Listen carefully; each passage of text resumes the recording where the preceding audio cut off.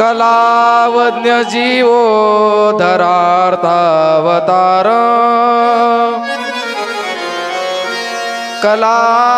कलाकांक तेजोधिकामोदिवक्त्र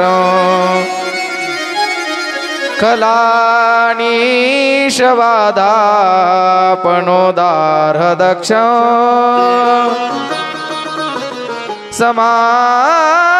समाधिस्थमूर्ति भजे ज्ञानदेवं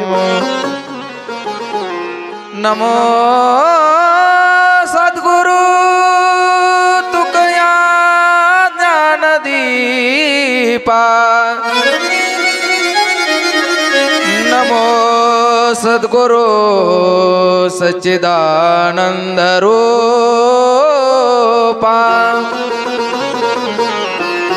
नमो सद्गुरु भक्त कल्याण मूर्ति नमो सद्गुरु भास्करा पूर्ण कीर्ति सच्चिदानंद रूपाय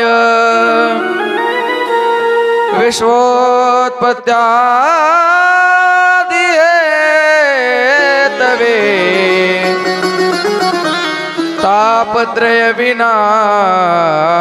विनाशाय श्री कृष्णाय वयं नमः वर्णानामरतसंगाणां रसानां छन्दसामपि मंगलानांच कर्तारो वंदे वाणी विनायको भवानी शंकरो वंदे श्रद्धा विश्वासरूपिणो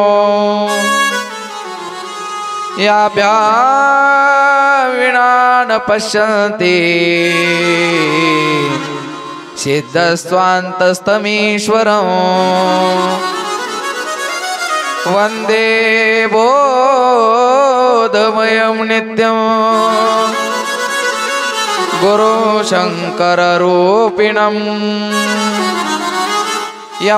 यमाश्रितो हि वक्तृपि चन्द्रः सर्वत्र वन्द्यते सीताराम गुणग्राम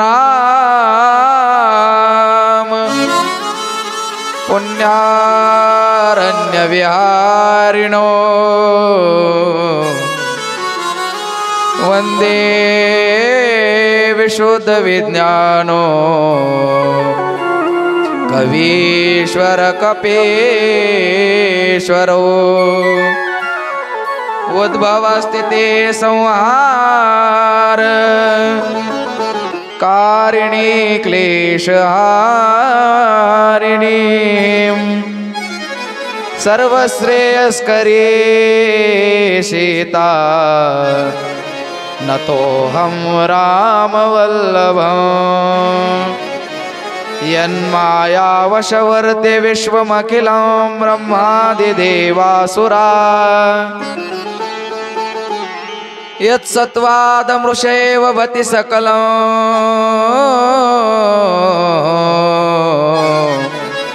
रजो यथा हे भ्रमः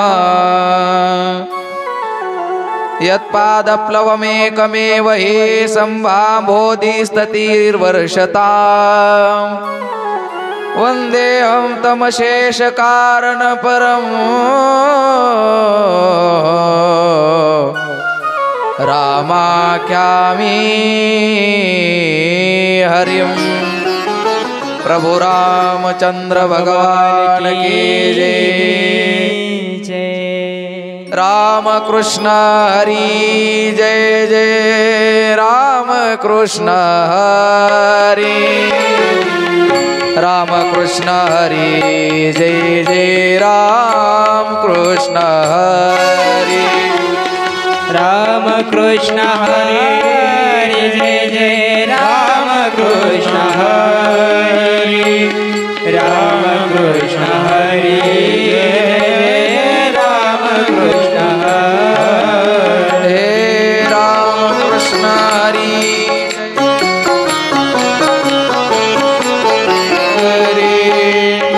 राम कृष्ण हरी जय जय राम कृष्ण हरी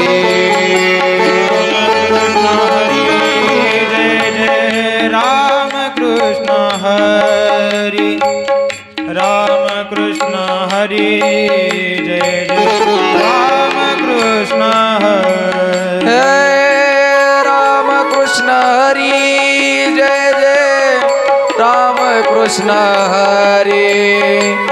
राम कृष्ण हरी जय जय राम कृष्ण हरी राम कृष्ण हरी जय जय राम कृष्ण हरी राम कृष्ण हरी जय जय राम कृष्ण जय जय राम कृष्ण हरी राम कृष्ण हरी जय जय राम कृष्ण हरी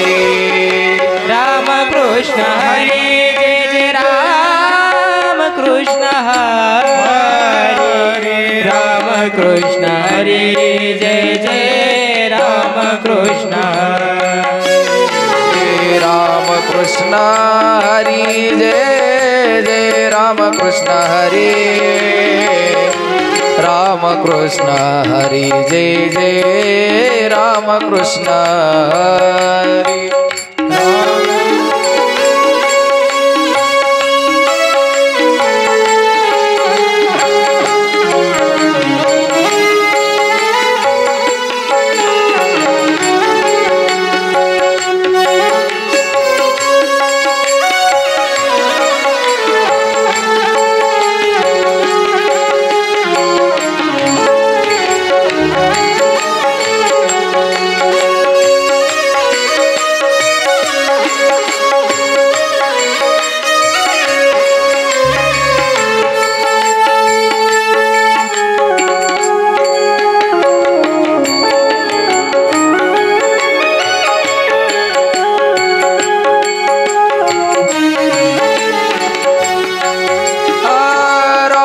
कृष्ण हरी जय जय राम कृष्ण हरी राम कृष्ण हरी जय जय राम कृष्ण हरी राम कृष्ण हरी जय जय राम कृष्ण हरी राम कृष्ण हरी जय जय राम कृष्ण जय जय राम कृष्ण हरी जय जय राम कृष्ण हरी राम कृष्ण हरी जय जय राम कृष्ण हरी जय जय राम कृष्ण हरी जय जय राम कृष्ण हरी राम कृष्ण हरी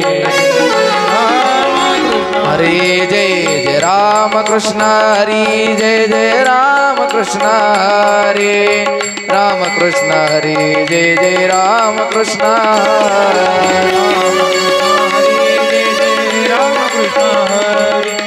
राम कृष्ण हरि जय जय राम कृष्ण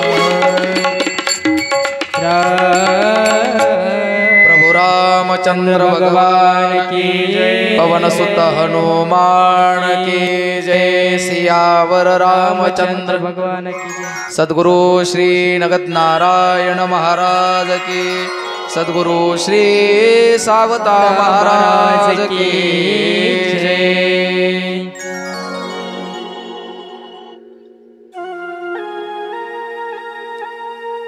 वर्णानाम रतसंगानाम रसानाम छंदसामपि मंगलानांच कर्तारो वंदे वाणी विनायको भगवान श्री हरी प्रभू रामचंद्रजीच्या परमपावन चरित्र कथेच्या निमित्ताने आपण सर्वजण या चरित्र चिंतनासाठी आजपासून प्रारंभ करत आहोत। प्रभू रामचंद्रजींच्या परमपावन रामनवमीच्या निमित्ताने चाललेला आपला हा उत्सव अखिल कोट ब्रह्मांड नायक भगवान पंढरीनाथ परमात्म्याच्या असीम कृपेने सद्गुरु संत श्री ज्ञानोबराय जगद्गुरु श्री तुकोबराय आणि या संत मंडळींमध्ये ज्यांचं अलौकिक असं जीवन आहे संत श्री सावता महाराज। मागच्या वर्षी आपण संत श्री सावता महाराजांच्या मंदिराचा कलशारोहण केला। अर्थात आपल्या गावामध्ये महाराज या ठिकाणी विराजमान आहेत। दिव्य अलौकिक असणारं ज्यांचं चरित्र आहे की साक्षात पांडुरंग परमात्म्याने त्यांना त्यांच्या शेतामध्ये येऊन काम करू लागावं एवढं अलौकिक जीवन ज्या महात्म्याचं आहे त्या संत श्री सावता महाराजांच्या या प्रांगणामध्ये चाललेला हा उत्सव आणि गुरुवर्य शांती ब्रह्म माझे गुरुवर्य आपल्या सर्वांचे गुरुवर्य भक्तिदास महाराज जगद्गुरु श्री तुकोबराय संस्थान बेलखंडी पाटोदा महाराजांच्या कुशल अशा मार्गदर्शनाने गेल्या अनेक वर्षापासून हा उत्सव सावता महाराजांचा उत्सव चालू आहे आणि विशेष करून गेल्या मागच्या वर्षीपासून हा उत्सव आपण या ठिकाणी मोठ्या आनंदाने करत राहतो आणि या वर्षी सुद्धा या उत्सवामध्ये भगवान प्रभू रामचंद्रजींचं चरित्र आपण ऐकत आहोत। या चरित्र चिंतनासाठी आपण सर्वजण एकत्रित आहोत, परंतु विशेष करून तुम्ही जर वर बसलेले मंडळी पुढं येऊन मंडप मध्ये बसले तर अजून बरं वाटेल, आहे की नाही? समजा ज्याला गुडघ्याचा त्रास आहे, पायांचा त्रास आहे, त्यांनी वर बसलं तर चालतंय, पण बाकीच्यांनी समोर येऊन बसायला पाहिजे ना। मग काय पुढं जर कोणी ऐकायला असेल तर ते बरं वाटतं सांगायला। महिला मंडळी तुम्ही सुद्धा अजून थोडं पुढं सारखं या, पुढं या। इथं पुढं काय मला काही इथं ऊसबीस लावायचं नाही, आता लावला असतं तर पाणी नाही। बसा पुढं या या या या या सगळेच या। वा, असं पुढं बसल्या बरं वाटतं, आहे की नाही भाऊ? आणि तुम्ही आमचे मुख्य स्रोत आहेत, तुम्ही तर काय दिसणारच आम्हाला कुठे। बसा बसा। असं हे गोड प्रभू रामचंद्रजींचं चरित्र आपण 8 दिवस 7 दिवस श्रवण करणार आहोत। खूप गोड चरित्र आहे बघा। आजच्या कथेमध्ये आपण फक्त मंगलाचरण पाहणार आहोत। उद्यापासून कथेला प्रारंभ होईल।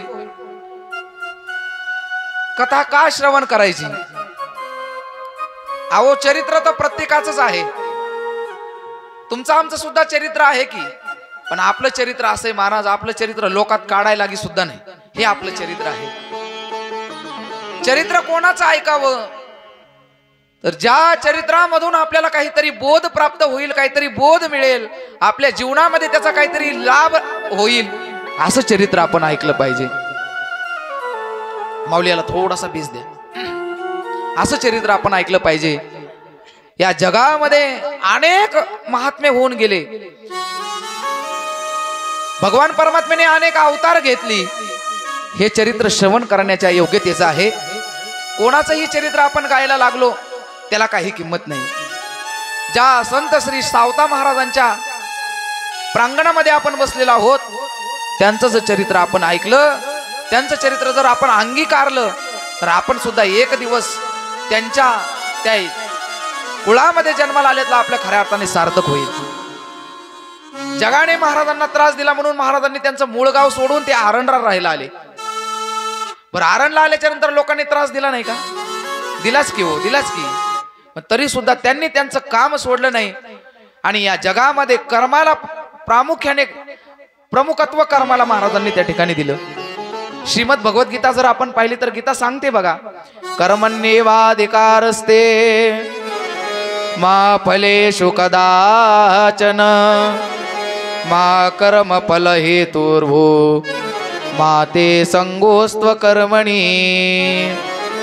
खऱ्या अर्थाने आपण या मनुष्य देहामध्ये आल्याच्या नंतर आपलं एक कर्तव्य आहे काय, तर आपल्या वाटेला आलेलं कर्म आपण भोगलं पाहिजे, आपण आपलं कर्म आनंदाने स्वीकारलं पाहिजे. ते कर्म दुःखाचा असो किंवा सुखाचा असो, पण ते आनंदाने कर्म आपण स्वीकारलं पाहिजे. तेच आपल्याला या चरित्रामधून ऐकायचं आहे. अहो, प्रभू रामचंद्रांना आपलं कर्म, स्वतःचं कर्म भोगण्यासाठी जन्माला यावं लागलं आणि जन्माला येऊन वनवासामध्ये जावं लागलं. कर्मे श्रीराम वनवासा गेला, कर्मे दशरथ वियोगे मेला, कर्मे रावण क्षय पावला, वियोग घडला सीतादेवी. हे कर्म आहे, कर्म. म्हणून सावता महाराजांनी आपल्या कर्माला प्राधान्य दिलं. काय कर्म होतं महाराज म्हणतात, अहो माझा जो प्रपंच आहे, माझा जो संसार आहे, हाच माझा पांडुरंग आहे. कांदा मुळा भाजी अवघी विठाबाई माझी. अर्थात माझ्या प्रपंचामध्येच माझा विठ्ठल आहे. महाराजांनी कांद्यामध्ये, मुळ्यामध्ये, भाजीमध्ये विठ्ठल पाहिला. आपल्याला माणसामध्ये विठ्ठल दिसत नाही. म्हणून पांडुरंग परमात्मा आपल्याला लोकांमध्ये दिसावा, असं आपलं कर्म असलं पाहिजे. कर्म असं करायचं की मनुष्य गेला तरी सुद्धा त्याचं कर्माच्या रूपाने तो मनुष्य शिल्लक राहिला पाहिजे आणि त्या कुळाचा उद्धार झाला पाहिजे. असं काहीतरी आपण केलं पाहिजे. नाहीतर आपण जन्माला आल्याच्या नंतर आपलं सगळं कुळ जर नरकात जात असेल तर आपण जन्माला न आलेलं बरं आहे. मात्र सावता महाराजांच्या बाबतीमध्ये जर आपण पाहिलं तर नामदेवराय म्हणतात, नामा म्हणे त्यांचा जन्म सफळ झाला, वंश उद्धारिला माळी यांचा. आपल्या वंशाचा उद्धार त्या महात्म्याने केला. म्हणून आज आपण सर्व खऱ्या अर्थाने त्यांचं गुणगान गातोय. अहो, त्यांनी त्यांच्या कुळाचा उद्धार केला, परंतु धन्यता त्यांच्या आई वडिलांना दिली.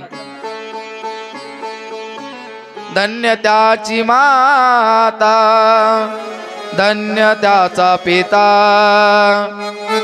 धन्य त्याची माता, धन्य त्याचा पिता. धन्य त्याची माता, धन्य त्याचा पिता, धन्य त्याची माता, धन्य त्याचा पिता. धन्य त्याची माता, धन्य त्याचा पिता, धन्य त्याची माता, धन्य त्याचा पिता.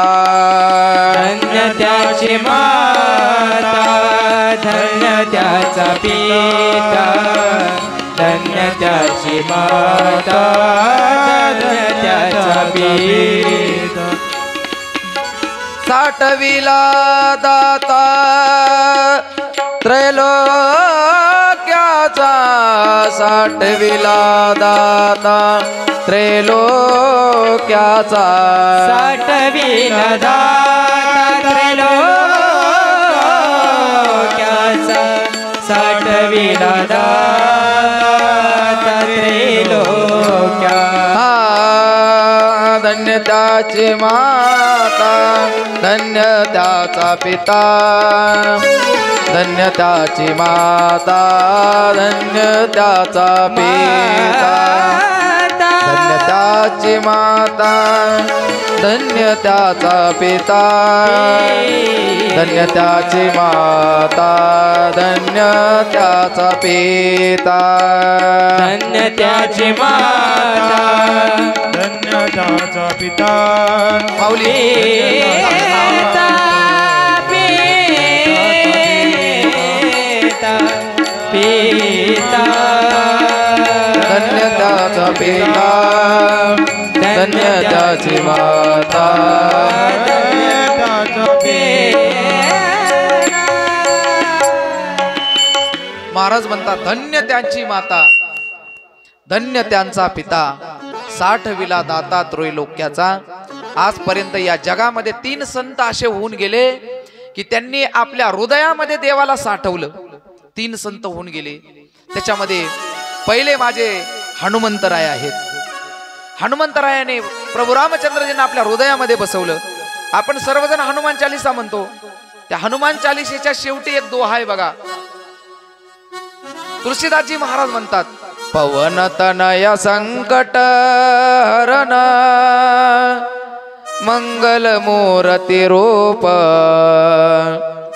राम लखन सीता सहित हृदय बसवो सुरभूप. हनुमंतरायाने आपल्या हृदयामध्ये भगवान परमात्म्याला साठवलं. राम लखन सीता सहित हृदय बसवू सुरभूप. आपल्या हृदयामध्ये देवाला साठवलं. आणि त्याच्यानंतर संत श्री सावता महाराजांनी साठविला दाता त्रैलोक्याचा. आणि शेवटी जनाबाई महाराजांनी आपल्या हृदयामध्ये भगवंताला साठवलं. आपल्याला सगळ्यांना माहिती आहे, हृदयबंदी खाना केला आत विठ्ठल कोंडीला. दरीला पंढरीचा चोर, दरीला पंढरीचा चोर, दरीला पंढरीचा चोर, दरीला पंढरीचा चोर, दरीला पंढरीचा चोर, दरीला पंढरीचा चोर, हो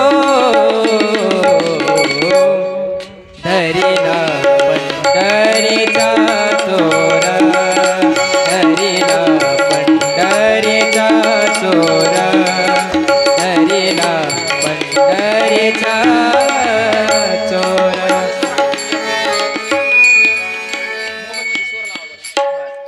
जनाबाई महाराजांनी भगवान परमात्म्याला आपल्या हृदयामध्ये साठवलं. धरीला पंढरीचा चोर,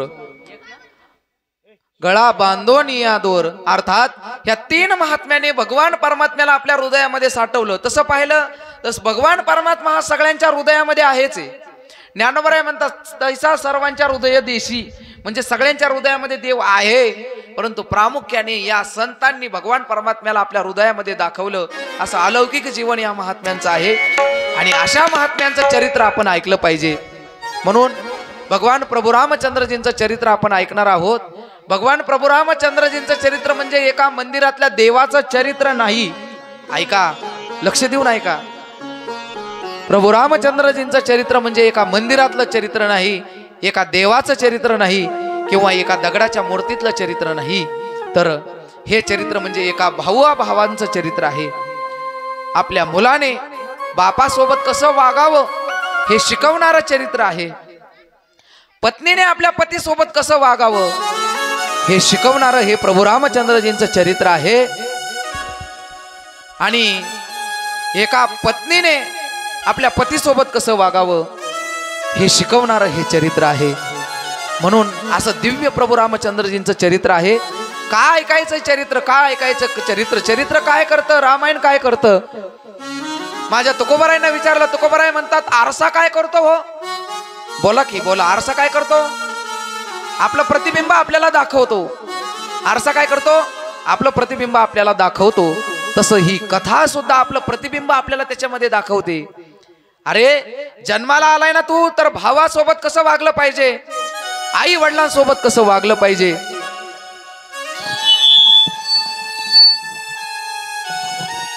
पत्नीने पतीसोबत कसं वागलं पाहिजे, हे आपण या रामकथेमध्ये या ग्रंथामध्ये पाहिल्याच्या नंतर त्या ग्रंथामध्ये आपल्याला पलीकडून ते दिसतं. जसं आरसा आपल्याला आपलं प्रतिबिंब दाखवतो, बरोबर आहे का नाही. का आरसा काही वेगळं दाखवतो का. जसं आपलं तोंड असेल तसं आपल्याला दाखवतो. काय झालं बघा, एक हिवरशिंग्याची आजी राजुरीच्या बाजारामध्ये गेली. थोडा आवाज कमी कर याचा. राजुरीच्या बाजारामध्ये आजी गेली. आजीचं वय पार 70 वय झालेलं होतं. आणि आजी बाजारामध्ये गेली. काय आणण्यासाठी, बाजार आणण्यासाठी गेली. आणि बाजार आणायला गेल्याच्या नंतर त्या बाजारामध्ये तिच्या घरचा आरसा फुटलेला होता. मग ते आरसा घेण्यासाठी त्या दुकानाच्या समोर गेली. आणि दुकानदाराला विचारलं, दुकानदार हा आरसा कितीला आहे. तर त्यावेळेस त्या दुकानदाराने सांगितलं हा आरसा 50 रुपयाला आहे. आजी म्हणली 50 रुपयाला आरसा, लुटायला बसला का म्हणले आम्हाला. 50 रुपयाला आरसा असतो वय कुठं. आमच्या टायमाला आरसा 1 रुपयाला येत होता. आणि 1 रुपयाला आरसा येऊन त्या आरशामध्ये माझं तोंड सुद्धा चांगलं दिसत होतं. कोण म्हणतंय, आजी त्या दुकानदाराला म्हणती. खरं सांगा बरं, त्या आरशाचा प्रॉब्लेम आहे का आजीच्या तोंडाचा प्रॉब्लेम आहे. आजीचं जसं तोंड आहे तसं दाखवणार ना आरसा. अहो आजीला ज्या वेळेस आरसा रुपयाला भेटत होता त्यावेळेस आजी तरुण होती. त्यामुळे आजीला तिचं तोंड सुद्धा त्याच्यामध्ये चांगलं दिसत होतं. आज आजीने आरशामध्ये तोंड पाहिलं तर तोंडावरती सुरकुत्या पडलेल्या आहेत, डोक्याचे केस पांढरे झालेले आहेत, तोंडामधले दात सगळे पडून गेलेले आहेत. आणि आजीला कसं तोंड चांगलं दिसेल महाराज? अहो आरसा काय करतो? माझे तुकोबाराय सांगतात, आरसा आपलं प्रतिबिंब आपल्याला दाखवतो. झाले दर्पणाचे अंग, झाले दर्पणाचे अंग, झाले दर्पणाचे अंग, झाले दर्पणाचे अंग, झाले दर्पणाचे अंग, झाले दर्पणाचे अंग, झाले दर्पणाचे अंग, झाले दर्पणाचे अंग. जै साजाचा दावी रंग, जै साजाचा दावी रंग, झाले दर्पणाचे अंग, झाले दर्पणाचे अंग.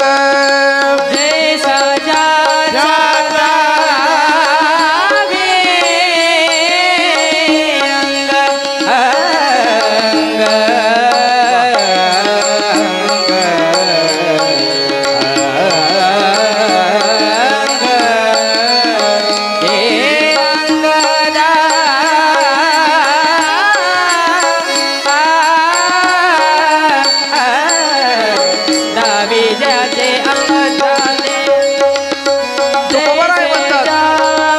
तुकोबाराय सांगतात, आरसा काय करतो? आरसा काय करतो? बोला की, आरसा काय करतो? आपलं प्रतिबिंब आरसा दाखवतो. भलं गरीबाचा आरसा गरीब असेल, अहो गरीबाचा आरसा एवढा गरीब असतो, एखादं छोटस कुडाचं घर असावं, तुराट्यांचा कुड घेतलेला असावा, आणि त्या गरीबाचा आरसा म्हणजे खोटकी काच असते. ती काच काय करतो? तो गरीब त्या कुडामध्ये खोसून ठेवतो. परंतु ज्या वेळेस त्याला त्या आरशामध्ये पाहायचं असेल त्यावेळेस आरसा त्याला त्याचं प्रतिबिंब दाखवतो. बरोबर आहे का नाही? श्रीमंताचा आरसा असेल, श्रीमंताचा आरसा भला मोठा असेल, एका मोठ्या खंडा एवढा मोठा आरसा असेल, एका भिंतीला पूर्ण आरसा बसवलेला असेल, पण तो आरसा मात्र श्रीमंत जरी असला तरी त्याचं प्रतिबिंब काही वेगळं दाखवणार आहे का? एकच दाखवणार आहे. म्हणून तुकोबारायला म्हणावं लागलं, जय साजाचा दावी रंग, जय साजाचा दावी रंग, झाले दर्पणाचे अंग, झाले दर्पणाचे अंग.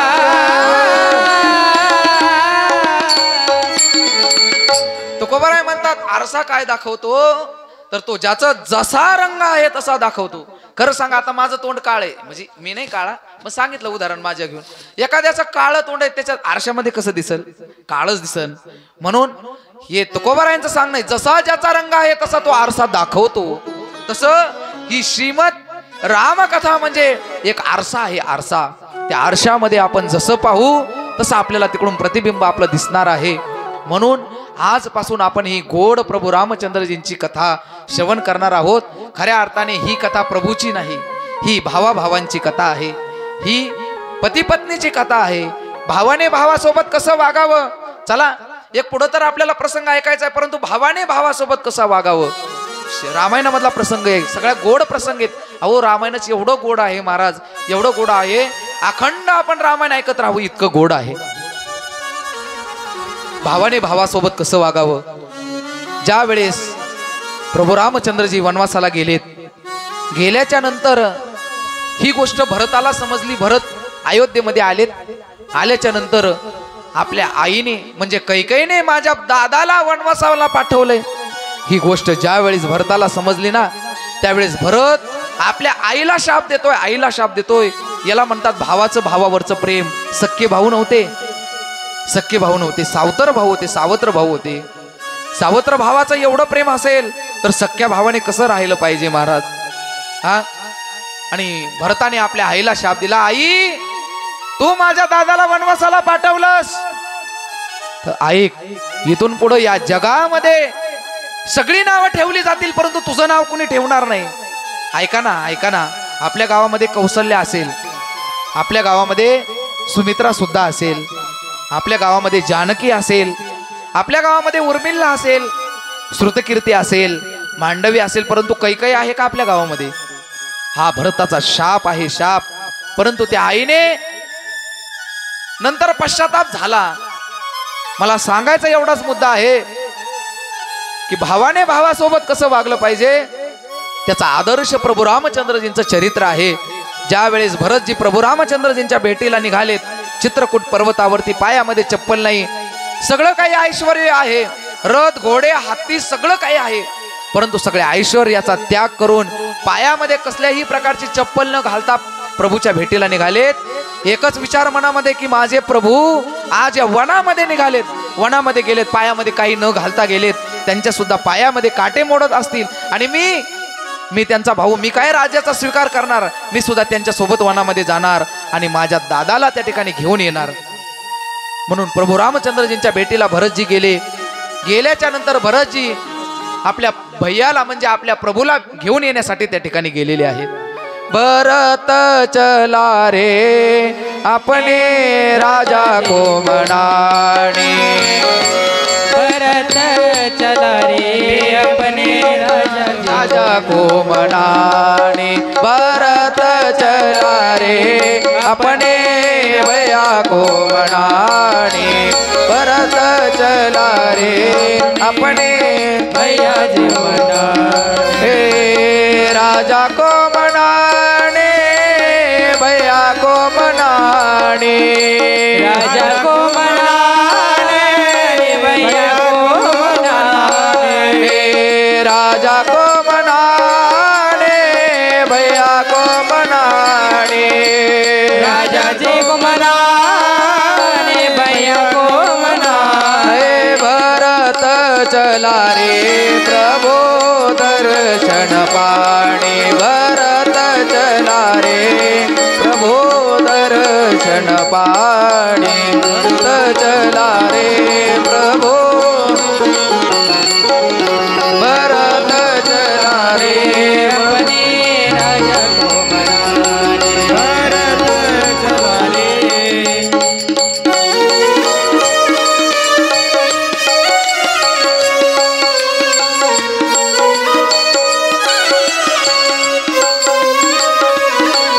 भरत चला रे प्रभु दर्शन पाणी, भरत चला रे अपने राजा जी मनाने, राजा जी को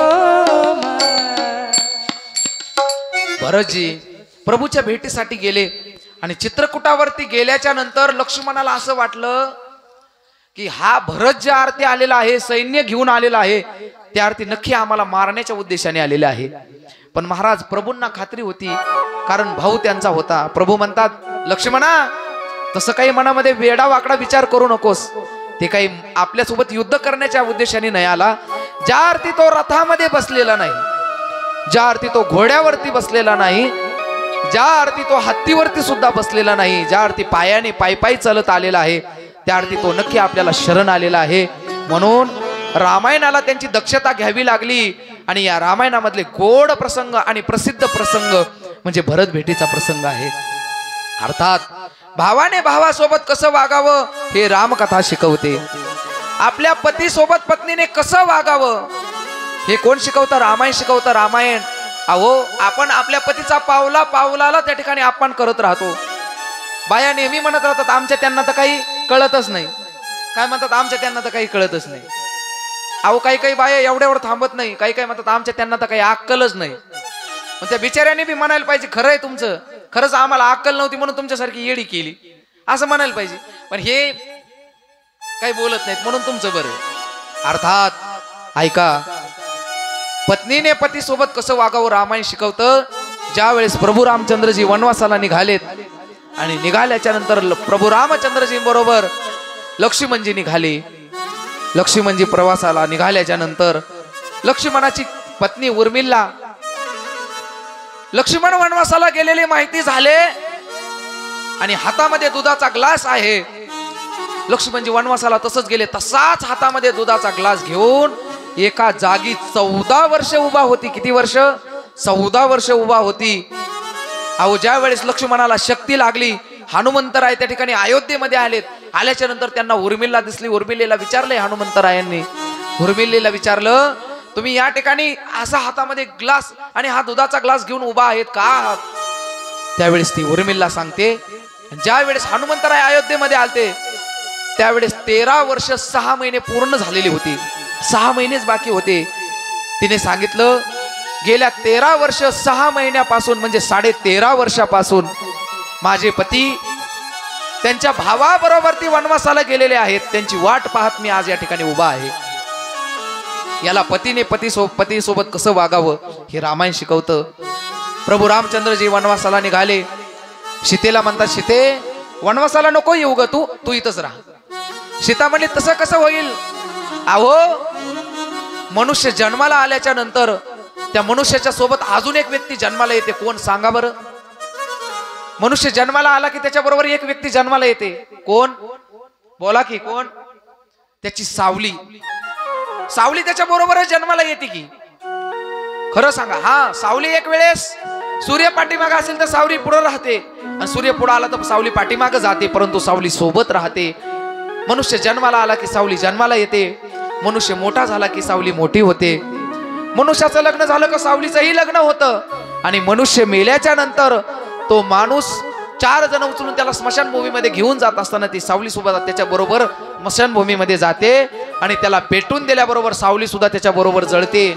सीता माता प्रभूला सांगतात, मी तुमच्या बरोबर तुमची सावली आहे प्रभू, सावली. माझा निरोप तुम्हाला घेता येणार नाही. ज्या ठिकाणी माझे प्रभू त्या ठिकाणी सीता. निरोप कसला माझा घेता, जे ते राघव ते सीता. निरोप कसला माझा घेता, निरोप कसला माझा घेता, जे ते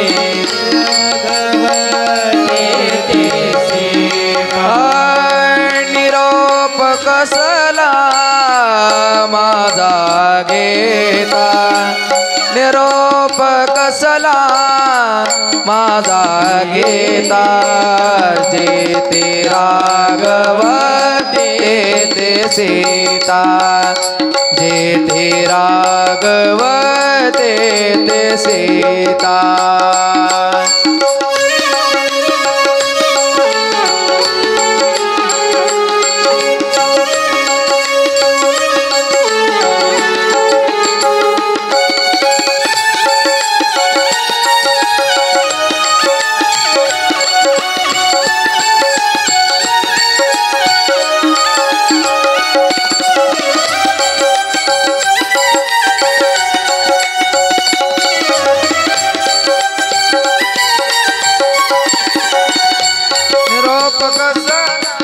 माझा घेता, जे ते राघव ते सीता, जे ते राघव ते सीता, जे ते राघव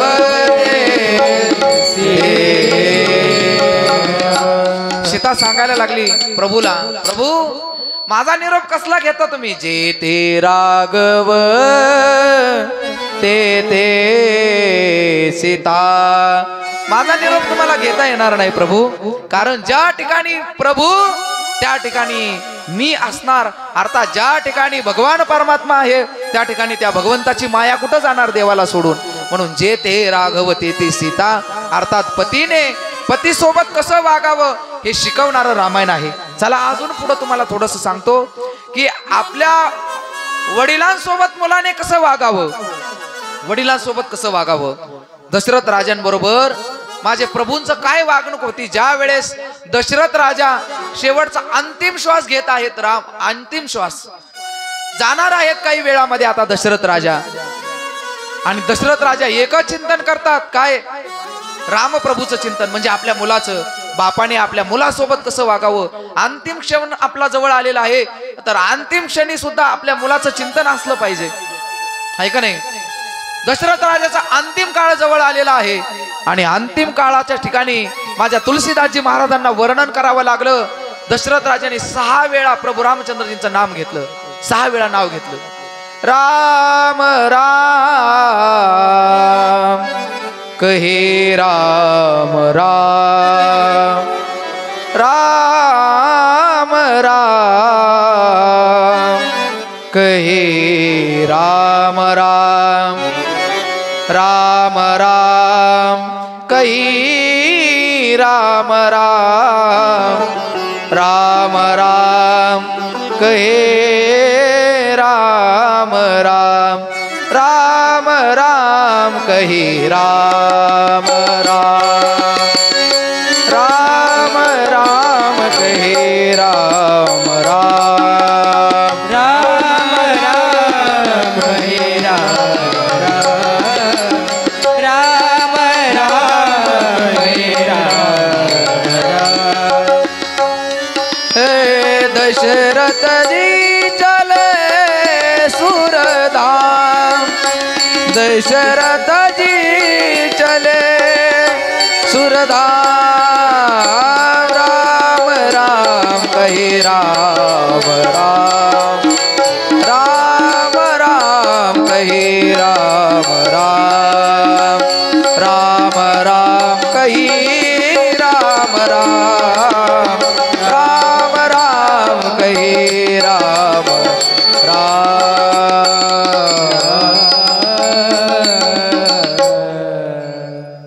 दशरथ राजाने प्रभूचं 6 वेळा नाम घेतलं, राम राम म्हटले आणि आपला प्राण त्या ठिकाणी सोडून दिला. एवढं प्रेम आपल्या मुलावरती असलं पाहिजे आणि मुलांनी सुद्धा बापासोबत तसं वागलं पाहिजे. ज्या वेळेस भरत शत्रुघ्नला कळालं की आपले बाबा निघून गेलेत, त्यावेळेस महाराज त्यांची काय अवस्था झाली ही बापासाठी झाली पाहिजे. आजच्या जगामधली परिस्थिती सांगायच्या लायकीची राहिलेली नाही, सांगायची लायकीची राहिली नाही. अहो बाप मुलाला नीट बोलत नाही. 4 दिवसापूर्वीची गोष्ट सांगतो, 4च दिवसापूर्वीची गोष्ट आहे, लांबची नाही, आमच्या जवळची.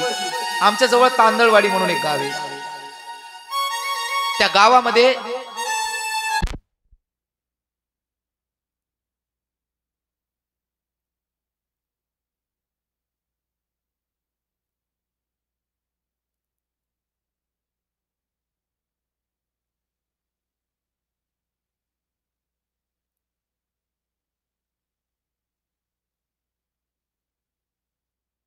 सोबत कसं वागलं पाहिजे. 4 दिवसापूर्वीची घटना आहे.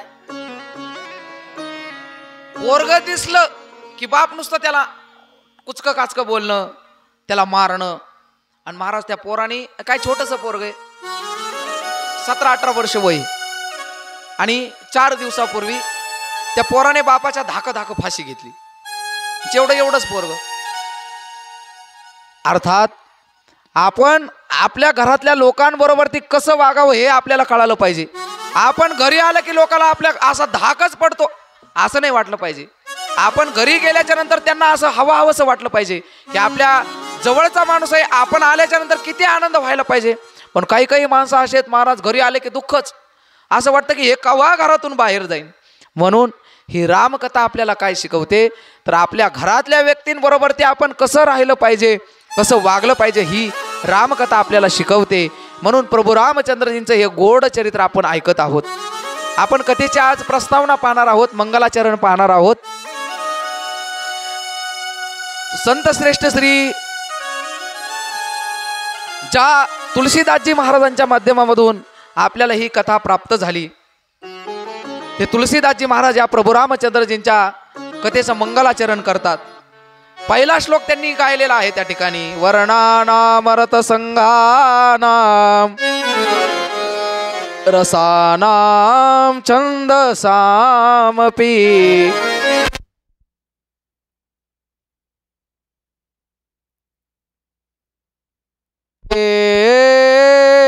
वाणी विनायको. महाराजांनी पहिल्या श्लोकामध्ये वर्णन केलं, म्हणजे मंगलाचरण केलं की जे या अक्षरांची उत्पत्ती करणारे आहेत, जे रस छंद यांचं गायन करणारे जे दोन देवता आहेत, एक म्हणजे वाणीची देवता आणि एक ज्ञानाची देवता. वंदे वाणी विनायको. वाणीची देवता कोण आहे? सरस्वती आहे. आणि ज्ञानाची देवता कोण आहे? तर गणपती बाप्पा ही ज्ञानाची देवता आहे. म्हणून वाणीची देवता असणारी सरस्वती माता आणि भगवान गणेशजींना त्या ठिकाणी वंदन करतात. वंदे वाणी विनायको. काही होत नाही, फक्त लक्ष देऊन ऐका. जोपर्यंत आपण मंडप मध्ये बसलेलो तोपर्यंत काही होणार नाही.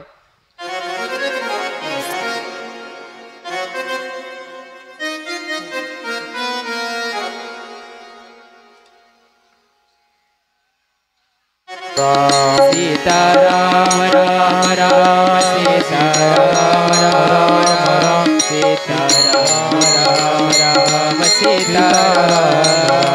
सगळ्यांनी भजन करा टाळी वाजून.